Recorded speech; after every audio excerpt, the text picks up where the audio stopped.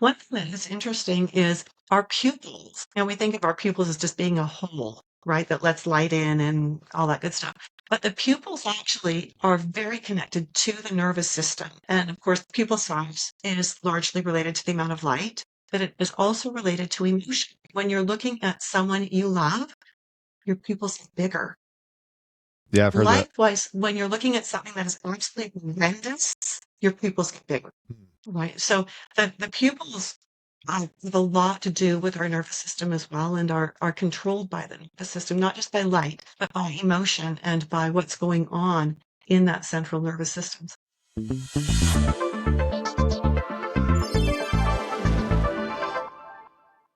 We don't normally get snow, and when we do, it's like the entire state shuts down. Like we're just not set up for, for snow. Uh, so it was interesting to see. But we got it, like I said, probably 4 or 5 inches. Wow. We often will get a dump of 4 or 5 inches. And it's amazing. We live north of the 49th parallel. Snow happens like anytime from September right through till sometime in May some years. I mean, I've seen snow every month of the year here. But you'd think that we'd know how to handle this. It's amazing how many idiot drivers get on the road without winter tires, and they forget that you gotta drive slower, more stopping space, things like that when there's snow on the Hmm. road. And the accidents after a snowstorm, it's just incredible. They just Yeah. don't remember. But anyway, that's so us to overestimate our abilities. Right. Yeah. Did you just mention? Did you say the parallel, the 43rd? What'd you say? 43rd parallel? I'm actually the 51st parallel. Okay, that's interesting. So I think where I'm at is the 33rd. Yeah. Um. See, you're warmer and your days are more even for length than ours. Our winter days, we get maybe 6 to 7 hours of decent sunlight. And by decent, I mean low in the sky. It's really not great. And mm. in the summertime, we get like 20 hours of sunshine. Oh wow. Yeah. That okay. So the reason I was asking is because I've only ever really heard of the parallels in like paranormal talk. Like there's a lot. There's supposedly there's a connection between like the parallels and like paranormal activity or whatever. So it's interesting. That's something I talked to somebody about one time, and he was talking about there's like a lot of connections with that 33rd parallel. I guess it's the southeast of the U.S. or whatever, and it kind of goes around. Um, but it was interesting the connections and the correlations he was making with like things that were happening in that sort of I guess belt maybe or that parallel. Oh, Um, hmm. yeah, it was a pretty interesting conversation. I know nothing about that. Nothing at all. I just know Yeah. where I live on the base of the planet. Mhm. No, I got you. Um, well, yeah. So to get to what we are going to talk about today, I think I'm really excited about that because I know we're going to get into some good stuff. So if you want to introduce yourself and tell us who you are and kind of preface the conversation, anything you want to share that's relevant that you want to share with us will be good. But yeah, as soon as you're ready, we'll dive in. All right. Hey, it's really good to be here. I'm Judith Cobb, and I am a holistic health practitioner. I have been at this since 1980. So I've been at it for many decades, and I've seen a lot of changes within the scope of what I do. I do nutrition coaching, I'm a herbalist, and I'm also a certified iridologist and certified iridology instructor. So I'm really trying to integrate a lot of holistic things, diet, lifestyle, all kinds of things into the work that I do with my clients and into the teaching I do as well. Hmm. Okay. So you said herbalist. Yeah. Okay, I'm having a little bit of difficulty hearing you. I don't know if it's on my end or your end, but I think I'm getting the upload. It's just some things are cutting out here and there, so I just want to make Oh, sure I heard you right. I've Um, just turned up my mic. Is that helping at all? I Or don't we think could, it's that. It looks like it's a connection thing. okay. Yeah, I think we're okay, but it just sounds like our connections are not exactly synchronized. But I think we're going to be okay. Okay. Um, so herbalist, and you said nutritionist. Mhm. Okay. So like what is the connection? I guess herbalism would be like, well, I don't really know. Would it be the so the herbs have nutrition, some sort of nutrition in them, right? And then but you're studying the both of the things. So how do they differ? Like what's the difference? That's a really good question. So nutrition, when we're talking about foods and what we're having for breakfast, lunch, and supper, should be our core. That should be the base of our wellness. What we put in consistently should be 90% of what we need. It likely isn't because our foods are pretty depleted right now, right? Our soils are depleted, so our foods are depleted. The herbs are, they're not just nutrition, they also have energy. And we know that different herbs have different energy around them, and they've tested this out with Kirlian photography and things like that. And so we use the herbs to fill in nutritional gaps, but also energetic gaps. Okay.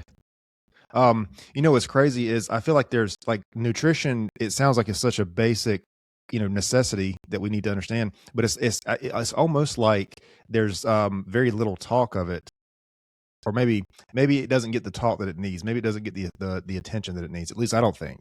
Um, because a lot of people, when we think about medicine, we think about just that. We think about medicine. We think about a pill or whatever. Rarely do we think of the nutrition that we eat or consume. And a lot of times I don't know. I mean, I'm not a doctor, but a lot of times I feel like that would be just as much of a cure or, an alleviation of some sort of symptom if we were to focus on the nutrition versus the medicine. I would say in the vast majority of cases, you are absolutely right. Changing the dietary patterns, changing the foods we're eating, quantity, quality, choice makes all the difference in the world. Or you take someone who is skipping meals and they wonder why they have no energy. You get them to start eating meals and eating real food and getting protein at every meal and things like that. And they're going, oh, well, I did. That's what I taught you. And that's what we're doing a lot of in my clinic is teaching people about the value of the food, the benefits of the food, and why they should be eating specific foods, the role of different foods in the diet. Hmm. Yeah, that's a really good point. And so when we're talking about herbalism, so I think nutrients are like, when people think nutrition, they're thinking about what they're eating, maybe the vitamins, the minerals, the macros, the micros that are in the food. But Mhm. like herbs, I feel like kind of go into, maybe I don't know, maybe go into the supplement space, because I guess maybe I don't know, maybe herbs have vitamins and minerals in them. I'm sure they do, but it's like when I think about herbs, I think about like maybe spices. I think about things like ashwagandha, which I think is actually an herb, maybe not. But I think about more in the supplement space when I think about herbs. Am I thinking about that correctly? Sort of, but not necessarily. And so the reason I say that is because even your culinary herbs have therapeutic value, right? Hmm. And so if we need to improve someone's circulation, but they don't want to have a capsule or a tincture of an herb, we can have them use cayenne pepper and garlic and more onions just in their cooking, and they'll get Mm. therapeutic benefit. So I think of herbs not so much as a supplement, but more like superfoods. They're Okay. nutrient dense and we can use them all the time. We just don't want to use the same ones all the time. We want to be mixing just like you wouldn't eat the same food every day. Hmm. So yeah, so the herbs they can be the supplement category, but I really prefer to think of them more as superfoods. Okay, that makes sense. Yeah, So that what did you say? The pepper, cayenne pepper? Did you mention that? yeah, I did. So there's some truth to that, huh? Because I see a lot of people doing that. The cayenne pepper, the onions, the garlic, all that stuff. I guess maybe ginger would be one, Yeah, huh? those are all great for circulation and a lot of other things. And so um really the rule here is if you know you've got an imbalance, use the herbs that will help to correct the imbalance. And then you can Hmm. usually pull back on those and then just go for a wide variety if we're talking culinary herbs. Right. Okay. Okay. So you said that if you have an imbalance, so Mm. is there a way a person like could get tested for this to know about this, like this imbalance? Like if you like if there's something the herbs could fix, because I know there's like when it comes to vitamins and stuff, there's like methylation tests people can take to see if they have like whatever, and you can take obviously you can take blood tests to see if you're low in certain things. It's like so how would what about like if you if you could benefit from specific herbs because of an imbalance, is there like some sort of test that you could have for that? Well, I sometimes will use lab tests that my clients bring in because I don't have the ability to requisition lab tests. Often it's symptoms. Do you have cold hands and Oh, cold feet all the time? Well, that's probably a circulation question, right? If you're suffering from indigestion, well, there are herbs that can support digestion. If you're suffering from fluid retention, there are herbs that can help support the kidneys and help to flush out fluids. So a lot of the times when we're working with the herbs, we're working with symptomatology. We're looking at what is the body saying to us and which herbs are going to give us the right answer. hmm. Man, It that's so doesn't have to, fascinating. yeah. Well, it's so fascinating because it's like if we listen to the body, it'll tell us. A lot of these things, like if we just listen and if we know what we're looking for, like we can find out a lot. I don't know. I find that amazing. I respect, to a great degree, I guess, modern medicine in a lot of different ways. I think there's a lot of improvements that could be made. I think there's a lot of different maybe focuses we could do, like shift focus. But I think that it's crazy, just like the natural, like the body has the way of communicating and healing itself. Um, like something as basic as sunlight, especially morning sunlight, is like even if it's cloudy, wherever you live, you can have access to that for free. And it's so vital to the functions of the body. I mean, it's just crazy. Like we kind of go way off on these little, I guess maybe chases, these little tangents about like buying the thing or getting the thing, and it's like a lot of the bulk of what we need is like right there at our fingertips, literally. Mm, absolutely. I mean, so much of the work that I do, yes, it's nutrition, it's herbs, but it's things like getting out for a walk in the sunshine Hmm. or getting enough clean water, like filter your water, clean water, um, cutting out the junk food, which is nutrient poor. It has no nutrient, it's empty calories. Focusing on food that is real, that is whole, that has good nutrition in it, or maybe did, but maybe has lost some of it because of transportation or whatever, right? But we're Hmm. always looking at how much can we do that's natural. And that's to me where the groups come in because they're natural. I really believe in the idea that if we hadn't lost the wisdom of our community, and if we didn't live in these big built up mega cities, that everything we would need for our health and our wellness would be within just a few blocks or a few miles of where we live. If you knew your herbs, you could go for a walk in the park and you'd be able to find, oh, this one is good for fevers, and this one is good for digestion, and this one is good for fluid retention, and it's all there. Hmm. But so much of that wisdom has been forgotten. It hasn't been passed down. We've put, I think, too much faith in big pharma because it looked really great when it was, first coming out with antibiotics and things like that. It seems to be the miracle. And what we forgot is the miracle is in nature. Mm.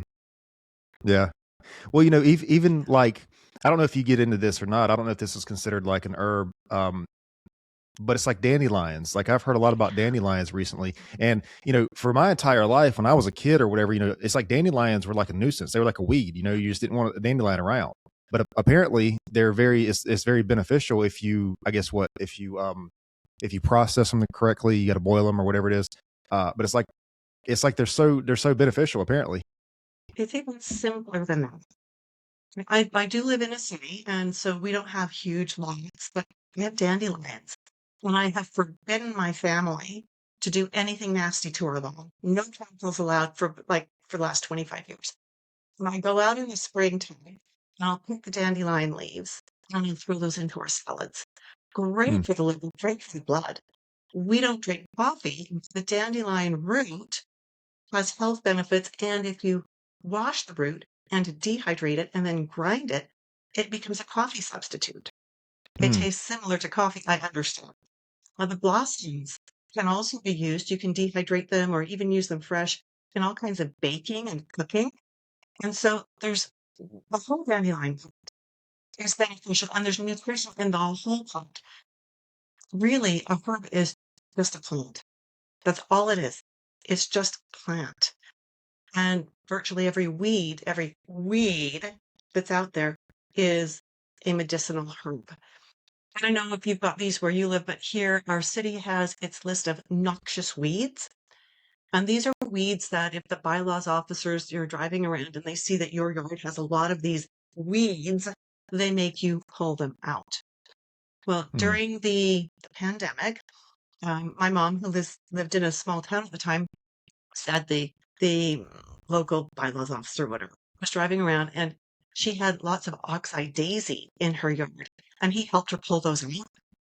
Oxeye daisy is a brilliant respiratory, Mm. right? And so they were making her pull out something that could have actually been used as a herb to help people around her who were not well. She Hmm. didn't know that, of course, because she doesn't have a herbal background, but everything, every weed has therapeutic benefits. You just have to know what they are. And I don't know all of them. That's for sure. I would be behind the scope of my brain. But just even knowing 10 or 15 or 20, I once heard it said that a really good herbalist knows 200 herbs. A brilliant herbalist knows 20 herbs, but knows how to use them each 100 different ways. Right. So you Yeah. don't have to know everything. You have to know what you know and know it well. Hmm. Well, and but that's kind of leads me back to my other point though. It's like all these things are just like is so. I mean, you can find these things anywhere. These, if you know what you're looking for, like these quote unquote weeds, you know, they're everywhere. Um, like I talked to a lady a couple weeks ago, and she got into the mushrooms. Like, you know, there's a way to find the right mushrooms and ones that are safe and all that kind of stuff. And I think Yeah. that's a whole nother. I've never really explored that. I do like mushrooms, but I mean, I buy them at the store. You know, I don't go out and pick them. I don't know which ones are toxic, which ones aren't. But yeah, I mean, even there's like it's like it seems like this whole science was kind of lost on us, and we just rely so heavily on, you know, a system that was built on creating a patent and selling like chemically made substitutes for this stuff. I guess I don't know. I mean, I don't know. I guess what I'm trying to say is, you know, medicine has its place for sure, but it's like it seems like to me that should be sort of a thing that we lean on or go to once we tried the alternatives, the natural things. Because I mean, in the fitness space, you know, you hear this a lot in fitness is like, if somebody's not getting the results they want, if they feel, you know, tired, whatever it is, a lot of people, not everybody, but a lot of people, the first thing they want to think about is a supplement or, you know, in extreme cases, injecting a steroid or whatever it is. But it's like there's so many different things that you can change before you get to that point. I mean, sleep. If you're sleeping 5 hours a night and then you don't feel like physically, you know, fit or have as much energy, well, of course not. I mean, a pill is not going to change that, you know, like, so I don't know. It's just, I feel like we've, excuse me, I feel like we've lost track of like the basics of maybe where all this starts. And I think conversations like this, talking about the herbs, talking about what, you know, might seem like a weed or a nuisance, like those are really good sort of back to basics that we could, I don't know, maybe just discuss, because I remember when I was a kid, my mom, like she had a garden, like she would grow like vegetables and stuff out of the garden. And man, that stuff was like so different from what you would buy in a store. You know what I mean? It was just like the taste was completely different. It seems like the vegetable looked completely different from what you would get in the store. I mean, it was just crazy the difference. Um, I don't know. I guess fortunately we didn't live in the city. We were like kind of out in the country area, so we had the space to work with. But I mean, even if you do live in the city, you can have a raised garden bed. You know, I know people who do that. They have the the what is it, the lumber that's kind of like spread out. And then I talked to a gentleman a while back, and he was talking about you don't really even need like the linear lateral space. You can do it vertically. You can have a garden that you grow vertically, you know, in a very small space. Absolutely. It's really, even for people who live in high rises, they can do pot Mhm. gardens. I don't mean like marijuana cannabis pot. I mean, they can have the plants and you can grow all kinds of things. And again, if you've got a limited balcony space, you know, maybe your balcony is 4 feet by 10 feet. You can do a lot of vertical stuff, tomatoes and cucumbers and different squashes and things like that. And then around the bases of that, you can even have lettuces and carrots and things in those planter pots. And so it's totally doable. You're absolutely right. Things that are grown naturally, organically, because I'm betting your mom didn't use fertilizers. If it's grown naturally, organically, it has an entirely different taste and Hmm. an entirely different look. And then you can do all kinds of things. People would grow carrots, they throw the tops away. But if you dehydrate that and mix it with other greens, other tops that you know are safe. Like you wouldn't do this with potato tops, obviously, but yeah, pea shoots, the little, um, just the little bits of leaves from the young pea plants. You can dehydrate this. You can throw those into salads. Dehydrate as many of those vegetable tops as you can, and you can make your own greens powders. You know, rather than paying like $50 or $60 for a little container of greens, super greens, you can make your Right. own, right? If you've done the gardening. Right? So Yeah. there's so It, much back to basics, right? now that I'm thinking about this, I think about that garden space that we used to have. I remember the seeds that they would I say her, it was I say they, it was her and my grandmother. They would had these seeds, and if I remember correctly, I may be wrong about this, but if I remember correctly, when they planted it, it had like the seed, whatever it was for the vegetable, had a little coating on it. It was like a powdered coating, and I remember them had like they would wash their hands afterwards because of that coating, and I wondered like it was like a I don't think it was every single seed. It was like some of the specific plants had like it was like a pink powder type coating, Hmm. and I think a lot of that I could be way off from this, but if I remember, I was very young, but if I remember correctly, it had something on it. Whether it was, I don't know if that was maybe a fertilizer or some sort of repellent for an insect. I can't remember exactly, but I do remember there was a seed. It had like a pink purplish coating, and if you grab a seed, put it in the ground, it would be on your hands. And I'm thinking what that might. I'm have to ask somebody a question about that because I know I'm curious about that now. But I don't know what it was, but I mean, it couldn't have been natural. You know what I mean? That was going to lead me to my next point, which is that even if you do plant your own garden, you have to be careful where you're getting the seeds from. Like, Yeah. because is it I don't want to go off on a conspiratorial tangent here, but I think that is it one company that's like over all the seed manufacturing or whatever, like the farmers have to go through one sort of organization for their seeds or something like that. Like you can't.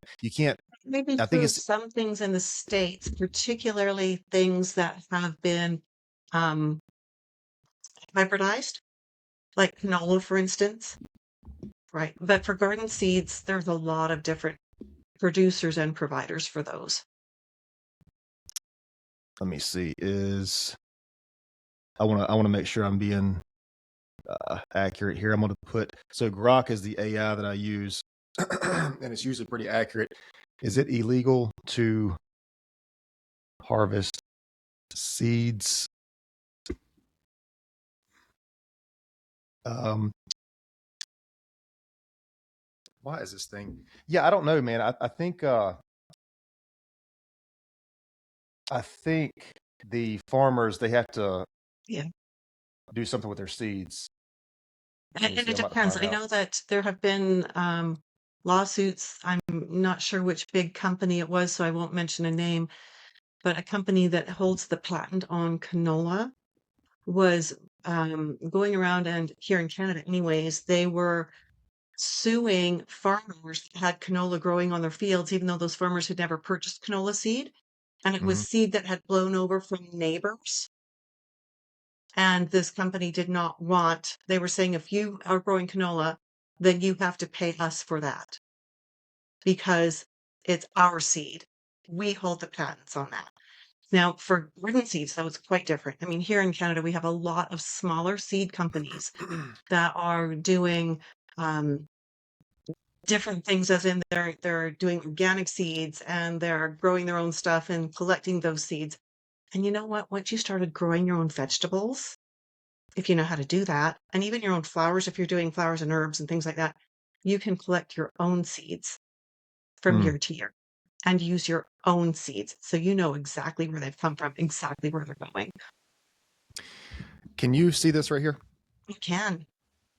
Okay, so I just wanted to make sure I wanted to be uh if I said this, I wanted to be accurate. It looks like I wasn't completely accurate. So it says general legality is not inherently illegal for farmers in the U.S. to harvest and save seeds from their crops for personal use on their own farm, but it depends on the legal protections applied to the specific seed variety. It's got there are patented seeds for seeds protected by utility patents common in GMOs and many modern varieties like wheat and soybeans. Saving and replanting harvested seeds is illegal as it constitutes patent infringement. Um, It says farmers must check seed labels for indications like U.S. patent protected or patent pending to determine restrictions. Violations can lead to lawsuits, damages, and fines. Historical Mm. context. Traditional seed saving practices have been restricted over time through laws and court rulings, but no federal ban exists on saving non-protected seeds for personal use. So this is talking about personal use, but I wonder about like for agricultural, like if the person is farming this because that is their business. So it looks like if I don't know, this is kind of so I have Grok set up to answer a specific way. I do a summary and then I do like a detailed explanation. But yeah, I don't know, man. It's just like I don't know. I mean, I guess the biggest thing would be to be careful with this. Like if you're going to buy the seeds or whatever, just be careful where you get them from, because if we're buying it at the store and it's like highly GMO and it's highly, got all these toxins in it, and then we go and get a seed, if it's been manufactured and we're getting that seed, and that seed that's going to be planted is the same thing that's going to be replicated, it's going to be the same situation. So then that brings up the question, well, is there like a GMO seed, and then there's like, is there a natural seed? I don't know. It's like the deeper you get into this stuff, man, the crazier it gets, it seems like. This is where But with your seeds, if you're going with a heritage seed, that will typically be non-GMO'd. Right? Those will be seeds that are coming from stock that is decades old, as opposed to a few years from now. So to go with a heritage seed would be the way to protect yourself against GMOs. okay, well, that makes sense. Yeah. Yeah. So we kind of touched on this earlier a little bit, but like supplementation, do you, because when we're talking about nutrition and we're talking about herbalism, I guess maybe there is a blend of the two. Maybe they are kind of related. Do you get into like any supplementation at all? Because I think when people use supplements, I think we forget that it's supposed to supplement and not replace. Yeah, I do. I do use vitamins and minerals and other types of supplements as well. And again, we're using that to fill in a gap. And usually it's because there is a gap in the nutrition, or because this person's body seems to have a higher demand for that nutrient or is less efficient in working with that nutrient. So sometimes we need to jack up the amount of something, and maybe it's zinc or maybe it's vitamin C or something that they're not getting from their foods, or their body's not using it efficiently. So they need more of it on an ongoing basis in order to be well, in order for everything to function the way it's supposed to function. So I do use supplements. I like to meet with my clients monthly for a few months till we get them on a really good pathway. And then I like to meet with them about twice a year to modify and to check in and see how are you doing, how are you feeling, what do we need to shift here, what's new that's come up for you, what's feeling really good. Okay, well then we can back down on this one, but we need to pump up this, or we need to use something new in your program to keep you moving in the right direction. I mean, the fact is, particularly as we get older, once we hit about the age of 30, hate to say this, we typically don't get healthier on our own. We have to be vigilant. We have to be making sure we're getting the right nutrients, and our nutritional needs will change as we get older. And so we need to be shifting constantly. Yeah. Mm-hmm. And I think that's a really good point, because I've never done this. I've heard a lot about it. And I want to ask you about this next too. But the methylation tests and stuff like that, like people, I think that when sometimes we think about a vitamin or we think about a supplement, we think about maybe just the benefits of it, but there are ways for you to find out about yourself, to whether you actually are deficient in this or whether you need this, and if you need a specific type of it, like the methylated vitamins and stuff. I don't know if you know who Gary Brecka is, but he's like highly popularized the methylation test, the methylated vitamins. Like, I don't really know the science behind it. I think that some people need the methylated vitamins because of the way it's absorbed in the body, is my understanding of it. But yeah, I mean, these things exist, and I think, like, having these conversations is kind of important. What's crazy is I went to the doctor recently because I thought I had a fracture in my shin. Long story short, it wasn't a fracture, but it was. So I went and I was asking about like a blood test for the exact things we're talking about right now, and it's crazy because like when you mentioned, at least this has been my experience. When you mention this, it's like they don't really, I'm not saying they don't know, but it's like it's not a common thing for them to like say, hey, if do you have a way to check, whatever the levels is, vitamin D, magnesium, whatever it is. And I feel like that would be a basic thing, like that would be like, I feel like an everyday thing at a doctor's office, but I don't know. Every time I have a bunch of stories about a doctor's office, man. Every time I've asked that, it's just like, I guess it's an odd thing. Like maybe a lot of people don't ask. Um, I mentioned a cold plunge one time to a doctor, and man, she was like really frustrated with me that I was doing that it wasn't safe and all that kind of stuff. But anyway, I've told that story many times on the podcast.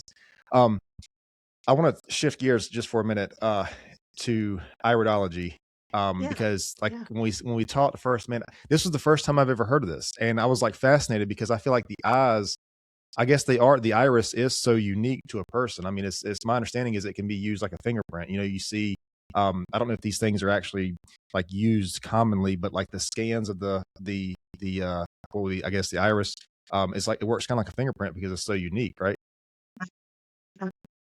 Yeah, iridology is fascinating. As you said, each iris is unique. It is genetically determined. So when we're looking at the eyes we use it to assess health, right? And so the iris shows us the genetic potentials. It shows us Mm-hmm. where this person's inherent strengths and weaknesses are. And the sclera shows us where the current hotspots are. In all of this, we don't get disease names. This is not a diagnostic tool, it's an assessment tool. So when I'm with a client and I'm doing an iris assessment, I'm asking them first and foremost, what are your primary concerns? What would you like my help with? And then having that information, I go to the eyes and I can assess the eyes in the context of what the client says their symptoms are. So if a client comes in with really low energy, well, there's a lot of causes. Like you said earlier, there's a lot of reasons for people to have low energy. But when I look at the iris, I can then see, hmm, this person maybe has a predisposition towards some liver imbalances or some pancreatic imbalances, some blood sugar imbalances, or they're prone to having low iron. So when I see that in the eyes, then I know what questions to ask my client to laser in to understand what's really going on here. And I can take what I see in the eyes and correlate that to lab tests my clients have brought in to understand the pathway of how they go to this low energy situation. So as then I can make recommendations. The Mm-hmm. iris is not going to change based on what we've done. That would be like saying you could change your fingerprint without damaging your thumb. Okay. Right. So it's not going to change. We improve the person's feeling great. The iris is going to stay the same.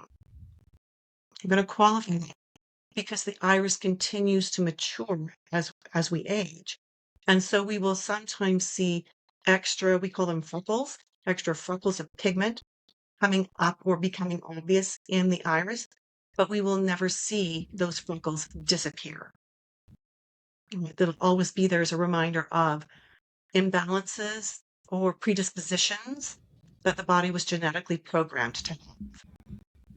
And just because the body's genetically programmed to have it doesn't mean we have to have that imbalance. It's just showing us, for example, that depending on what we're seeing, that the liver wants to have an imbalance. Okay, the liver Mm-hmm. wants to have an imbalance. What is out of balance? What do we need to do to help that liver function better? Right. Okay. So just, that's what I was going to ask. I'm glad you said that. So like a blood test would be like real time, like imbalances, that there's an imbalance. The iris is just going to show maybe the tendency to have that imbalance. It's not going to, like, if you do something to correct that, the iris isn't going to change based on that correction. Absolutely. Absolutely. Okay. Yeah. That Yeah. makes sense. Yeah. And so it's such a powerful assessment tool. I had a new client in for the first time just earlier this week, and as we did her eye photos, she had a lot of complex issues going on with her health. And we looked at her eye photos, and I said, well, you didn't bring in like one thing to work with. You brought in this general, oh my goodness, everything's falling apart kind of Mm-hmm. scenario. And as we looked at her eyes, I said, do you have a history here of a problem with this organ, a history of a problem with this organ, or a history of a problem of this kind of a symptom? And every one of them was yes, yes, yes. You nailed it right on the head. which meant that I could help her I could give her the right kinds of recommendations for her to begin rebuilding her health. And she was really excited about that because, it's like you said, doctors don't understand biology for sure, but they also don't have a nutrition foundation. I think I just saw that in the US, Robert Kennedy has decided, RFK has determined that all doctors now need to study nutrition. I'm not sure how they're going to fit that into their training because their specialty, in my opinion, is pathology, Mm-hmm. not health. And Right. those, in my opinion, are very different. And so I'm not sure how well the doctor is going to do with learning nutrition, considering that here in Canada, a nutrition program to study nutrition at a nutrition school is a 2-year program. Mm-hmm. How are you going to build that into a medical degree? Yeah, Right. that's a good point. And so I don't think it's going to work very well. I think it'd be better for doctors to hire nutritionists, not dietitians, but nutritionists Mm-hmm. to work in their clinics. I think that would make way more sense. Stay in your lane and do what you do well. Well, I do agree with that. I think just the problem is that there seems to be so much, I don't want to say contention, but like Yeah. the two fields seem to be moving in opposite directions. If you have the medicine field, which is like our typical uh mainstream doctors that want to prescribe things, if it's prescription of a thing, a lot of times that sort of is contentious to fixing the thing with nutrition. um it seems like, anyways. I mean, because like I said, you go to the doctor. My experience being, you go to a doctor, it seems like there's always a prescription involved. If you go have if you have a back pain or whatever, the immediate thing seems to be like a muscle relaxer. Well, it's like, well, what's causing the back pain? Can we start there? Maybe, I don't know. Anyway, I'm not trying to be cynical. I'm not trying to be cynical. I'm just saying, what I think that seems to be the issue here. I totally see that as well, and I agree with that perspective.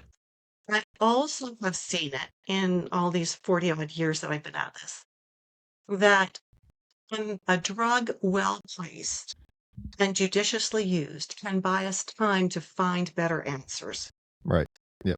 If the patient, and I'm speaking from the doctor's perspective, if the patient will see it as that. Too often what happens with the drug is the drug hides the problem. And it's so much easier to take 1 or 2 pills a day than it is to change my diet, have an active lifestyle, get the sunshine, get enough sleep, do the personal homework. I've had this conversation with a lot of clients. Like, I do blood pressure in my office because a lot of people have undiagnosed blood pressure. And I legally have to tell my clients if their blood pressure is elevated. Now, I got to back that up. I can't diagnose high blood pressure. I can tell my clients what healthy blood pressure is. And then I have a digital readout on my blood pressure machine. Mhm. And I'll say to my clients, what do the numbers say? So my client is giving me the numbers they're seeing. And I'll say, based on our previous conversation, what does that mean about your blood pressure? Oh, I think it's elevated. Okay. I legally have to tell you to go see your doctor, but I know what will happen here.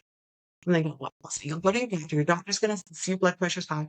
They're going to give you blood pressure meds, and that will bring your blood pressure down. And I'm going to give you instructions now about food and nutrition and lifestyle that will do the same thing, but you're going to start taking the drugs and you're going to find this is so much easier than making all those changes. I'm just going to take the drugs. Right. And that happens 9 times out of 10. It's like, you have control. You have the information. You have the ability to regulate this on your own and do nice things for your liver and your kidneys rather Mhm. than beating them up with meds. So Yep. you're going to make your decision. 9 times out of 10, people default to the easy way rather Mhm. than the way that would have a better long-term benefit. Yeah, and I'll even say that I'm okay if that's the informed decision that people want to make, Yeah. because I think that people should make their own decision about their health and about their Right. body. I'm just saying, I think the informed part is what's sort of missing in a lot of these cases. I think that if a person, instead of making those changes, if they just want to take the medicine and that is their informed decision, that's one thing.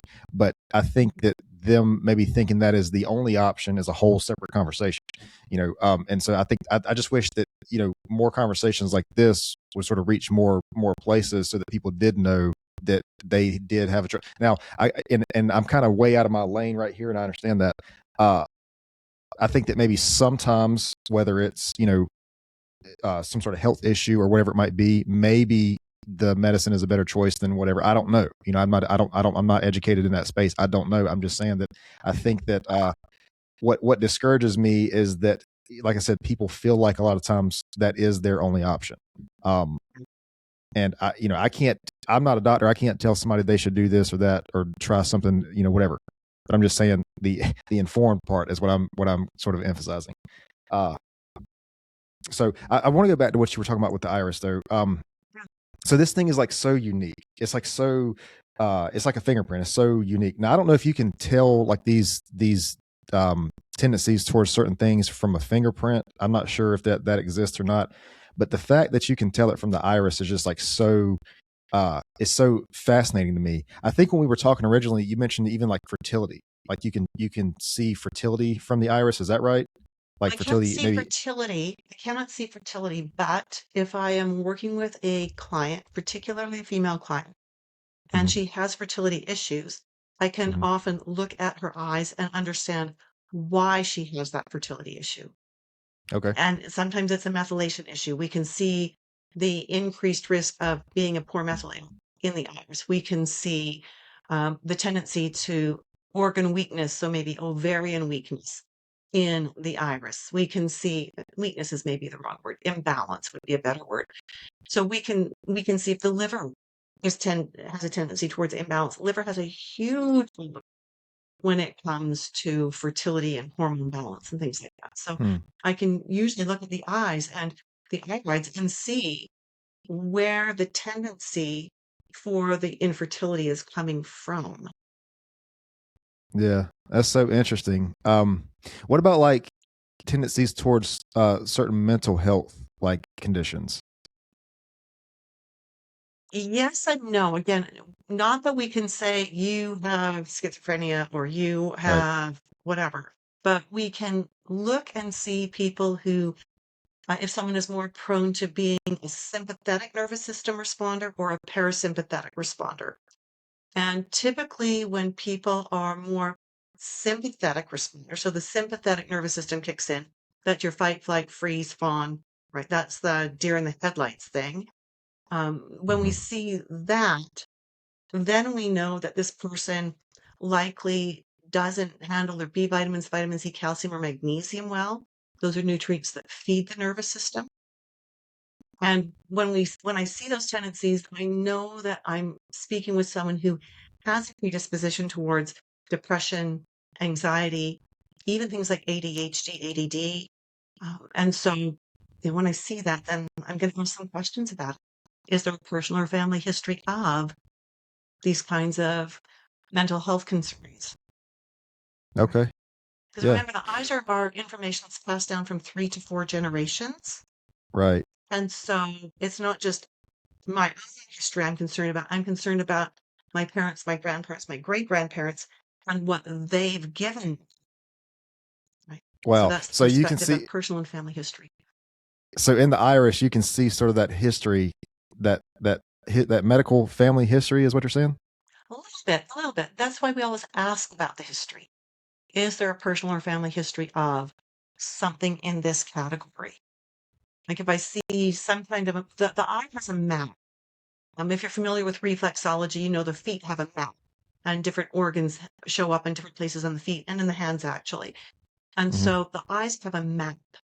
If I see a marking sitting in the heart zone, in one of the heart zones in the iris, and if the client has come in expressing concerns about heart health, I see this marking in the eye, I'm going to ask, is there a personal or family history? But I already know because the marking is there that there is a history somewhere of heart. I just want to find out where it is. Is this a marking that's been passed down, but my client doesn't have a problem in that regard? So it's like a birthmark instead of an actual issue? Or is this an area where they actually do have a problem? And so the Okay. iridology teaches us the questions to ask. So this is how they give us the answers. So we have to be really good at asking questions and asking them in a way that's not going to trigger our clients into a panic situation. Yeah. No, for sure. So I just want to make sure I'm understanding this correctly. So if we do a blood test, like let's say a person does a blood test and it might show up that they're low on B vitamins or whatever. And so but maybe they say, well, I take B vitamins every day. You know, why would I be low on B vitamins? But then they do this test through the iris and it shows that, you know, there's some sort of, for some reason their body can't absorb the B vitamins or can't process or whatever. So it's like it shows you maybe the, what, well, I guess you mentioned it the right way. The question is the question to ask. Like, even though you're taking the vitamins, your body's not absorbing it. It's not methylated, whatever it might be. The iris can show you maybe why that is. So when we see that kind of a marking in the iris, it tells me that this person's body likely has a higher demand for B vitamins. Okay. So, we have the RDAs, which we put our tongue in our cheek and call them really dumb amounts. They're enough to keep a body alive, but not necessarily enough to help a person be well.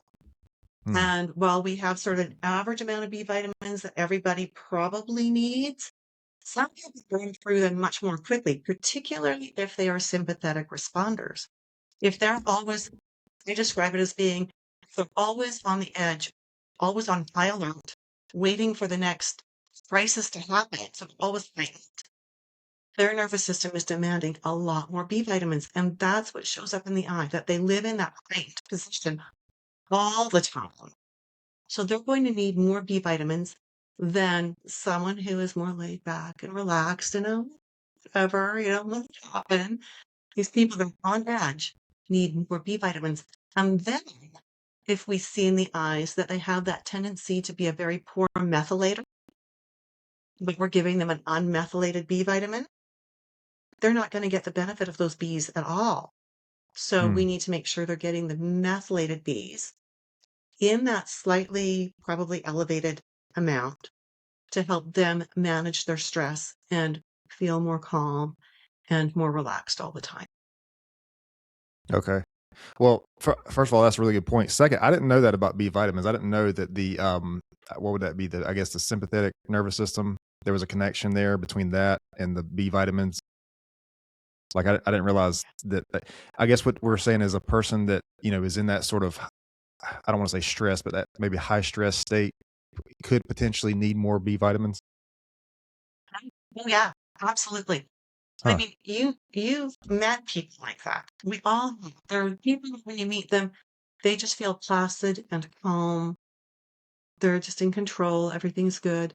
And you meet other people who are just they're jittery all the time, and it's not from caffeine. They're tight. They're tense. They're sunburned. They're just really wound up. Hmm. Those people, amongst other things, I'm not saying they all need more B vitamins, but they need more support for their nervous system. And maybe some of Okay. that support is, uh, cognitive behavioral therapy, right? Learning how to Right. process things.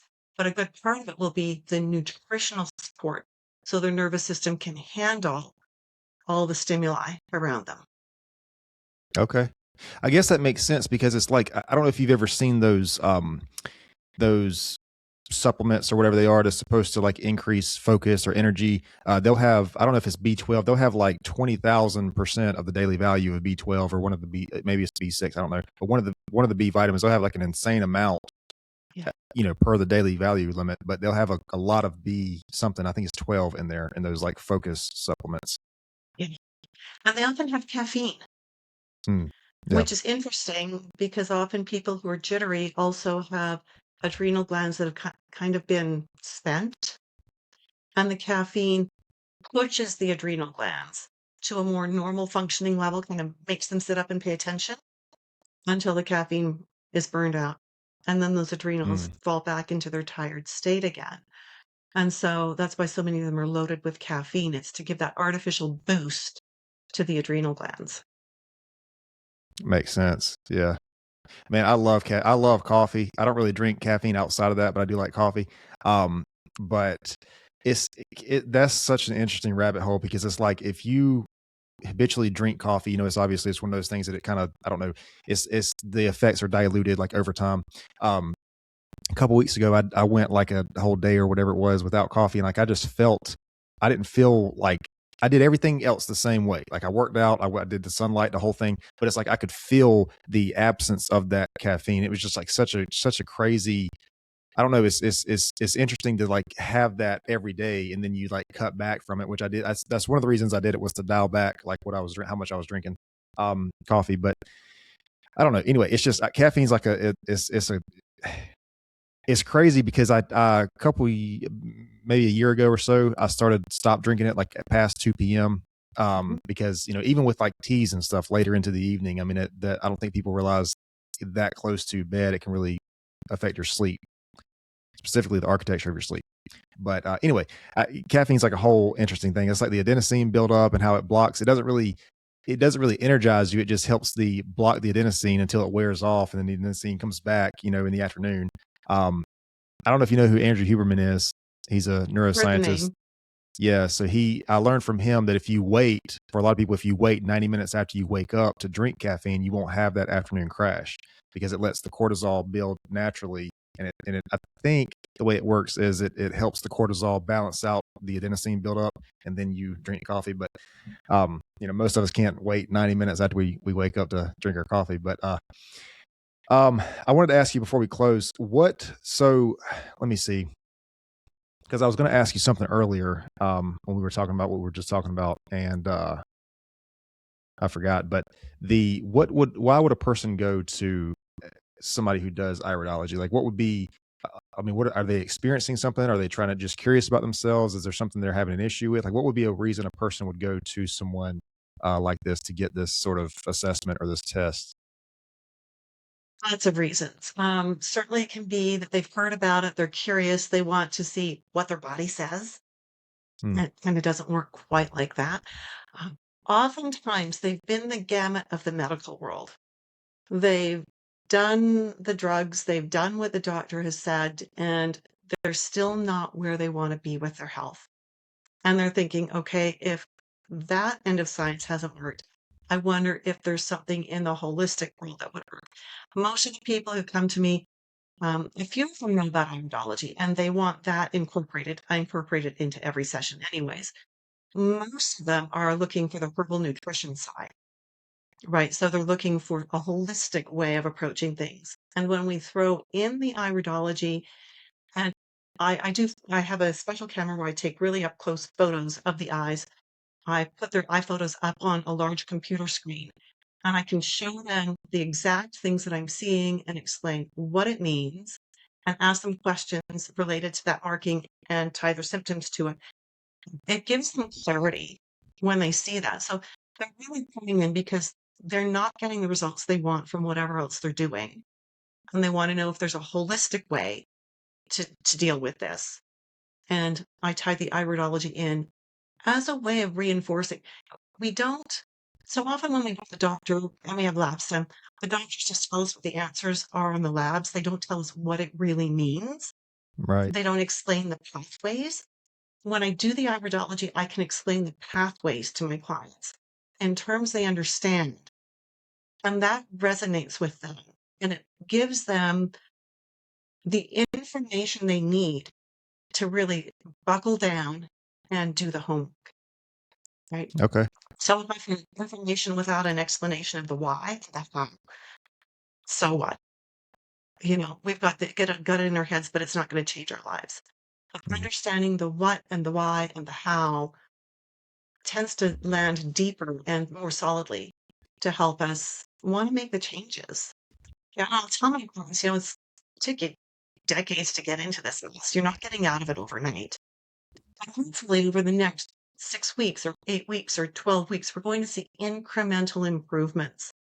And as you see those incremental improvements, that's going to be the reinforcement you need to keep doing the good stuff and then to keep modifying your program. As you see improvements, you're going to need to modify the program to take you up another level. And we need to keep modifying to take it up another level. It's like working out in the gym. If you did the exact same weights every day with the exact same the same exercises with the same amount of weight, you're going to plateau. And in order to get better results, you have to either change the workout you're doing, change the exercises, change the weight, do something. You've got to change something to make your body respond in a different way to get better results. And that's what we do with the nutrition and the supplements. And even the iridology, I was looking back at the eyes and saying, okay, with where you're at now, what do the eyes tell us? How do we reinterpret this same information we had in these photos in a new way to match where you're at now? And, that's what they want, a different way of doing things. They want a more holistic way. So they want somebody who will listen to them. You go to the doctor, you get what, maybe 10 minutes? We just actually had to Maybe. find a new family doctor because our former doctor left town. We were stunned. This new doctor, her first appointment, the meet and greet, was 30 minutes. I've Hmm. never seen that. They're usually 10, Yeah. right? I was like, okay, you are now my doctor. 30 minutes on a meet and greet, you get to be my doctor forever, right? Clients come to me because they say, your appointments are an hour long. You're the only one who listens to me. That's a part of the healing process too, is to Hmm. be heard and validated. Yeah. Yeah, man. Trying to assess your own health or someone else's health in 10 minutes. I mean, that's or 10 minutes or less. Even a lot of times it's less, way less than that. Yeah. Is kind of a a really big stretch. But I don't know. I think so. The Going back to what I said way earlier, it's like we have the foundational tools. I think the understanding of that is something like the iridology, the science of it is sort of something that we needed to learn. But like the fact that it can tell us, these tendencies about ourselves, I find that amazing. And I find it amazing also too that the I don't want to say cure because that implies that something's wrong, but like the what could benefit us could also be something that's natural, whether it's the dandelions or the herbs or the nutrients or the sunlight or whatever it is. A lot of these things can be fixed with that. That just fascinates me. Um, is this something that can be done virtually? Like, can a person do this assessment like through? Is there some sort of scan, like a machine that needs this, or like can you just look? I mean, can it be done virtually? What is it? A little harder to do it virtually. Everybody has a smartphone, and Hmm. we people can get photos with a smartphone. The trick is the photo has to be very close up and Mm. extremely clear and just one eye at a time. Okay. And you have to be able to move the lighting around. So you don't just use your flash in your camera because that's just going to blind the person. So you use Hmm. a pen light to get, takes like three people. You need the person, someone with the camera, and someone with the light to get two or three photos of each eye up close. And then those could be submitted for an iris assessment and then an online appointment where you bring the photos up on the screen and you're talking with the person at the same time. It can be done. The other limitation of doing it virtually, you know this from the work you've done on computers and even doing podcasts, there are no two computer screens or even phone screens on the face of the planet that display color exactly the same way. And the assessment of the color is very important. So even when I take photos with my camera, the color looks different on on the camera screen than they do on my computer screens. I've got two different models of computer screens and two display color differently. And so I need to see that person's eyes. I shouldn't say need. I prefer to see that person's eyes with my own eyes to see what the colors really are. That way, when I'm looking at a screen, I know how to adjust my assessment. So it can be done virtually, a little bit trickier because of the inaccuracies of technology. Hmm. And so it can be done. It's just a challenge. I prefer working face to face when I can. Okay. So one other question, and this is just really a curiosity thing. I think you mentioned earlier that the iris, I mean, it doesn't change, but does it change as we age? Is that Yeah. correct? Okay. Yeah, it So, matures. So actually, a little background on that. Um, we see the most rapid maturation of the eye from birth to 6 months. okay. Then it gets slower from 6 months to 6 years. And then it really slows down from 6 years until we die. But Okay. I've got before and after photos of family members where we did photos 20 years apart, admittedly different cameras, but very obviously different pigments. It's the pigments that change. Different pigments had surfaced over those 20 years. Okay. So my curiosity is like, can you see with the iris, can you see like a history of like some sort of trauma, like specifically like concussions and things like that? I'm just curious about that because I know like usually in a some sort of head or neurological like I guess assessment, the I guess it's the dilation of the pupil is what they're looking for when they shine a light. But the eyes are involved in that. So I'm just curious if you can see a history of that. That would be more of a sclerotic thing. And we Okay. do see indications of trauma, and it's actually, we often call it the concussion site in the sclera, Okay. particularly if the concussion hasn't healed completely. If the person did all the right things and they've really healed the concussion completely, that indicator in the sclera can totally reverse. But if it's not healed, there will be a lingering indication in the sclera. And what part is that? You said the sclera? Is the white of the eye. Oh, okay. Okay. Yeah. So where Interesting. the iris is genetically determined, the white of the eye has some genetics and a lot of situational, a lot of what the person's done to themselves. Hmm. Interesting. Um, I don't know. The more we talk about this, the more interested I get in it, the more questions I have. I've heard that the eyes we evolved the whites of the eyes to sort of relay what we focus on, what our vision focuses on. I don't know if you've ever heard that or not. Jordan Peterson is a psychologist. I think he's actually from Canada. Yeah, I know Um, certain, yeah. yeah, yeah, and he's talked about this a couple times. The way that the eyes evolved to sort of show other people, or I don't know if it's necessarily show, but sort of indicate what we focus on. Because if a person's looking in a certain direction and you can see the whites of their eyes move, it shows you kind of what they're focused on. I don't know. I don't. I mean, that's I've heard him say that several times. I've never looked into that. But I don't know if it evolved that way. Then I don't know what it would have been before that. I mean, you know, I'm assuming the whites of the eyes were around a long time, but Yeah. that's just interesting. Yeah, I don't know if it evolved for that reason or if that's just what's been noticed because we understand muscle movement and things like that. I don't know. Mhm. Interesting. One thing that is interesting is our pupils. And we think of our pupils as just being a hole, right? That lets light in and all that good stuff. But the pupils actually are very connected to the nervous system. And of course, Mm. pupil size is largely related to the amount of light, but it is also related to emotion. When you're looking at someone you love, your pupils get bigger. Yeah, I've heard that. Likewise, when you're looking at something that is absolutely horrendous, your pupils get bigger. Mm. Right. So the pupils have a lot to do with our nervous system as well and are controlled by the nervous system, not just by light, but by emotion and by what's going on in that central nervous system. So I find that very fascinating. I look at my husband, I go, are his pupils getting bigger because he's looking at me or not? Yeah. What do I need to do to make them get bigger?